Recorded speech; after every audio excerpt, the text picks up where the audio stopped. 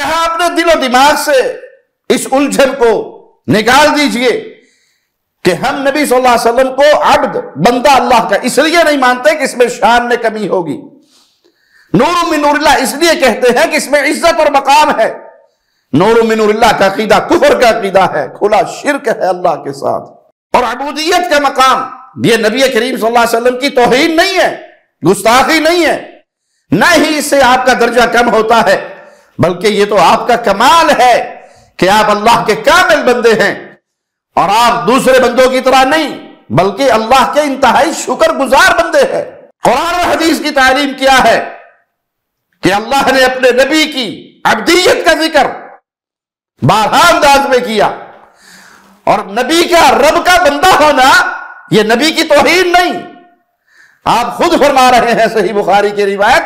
اے عائشہ کیا میں اللہ کا شکر گزار بندہ نہ بنوں؟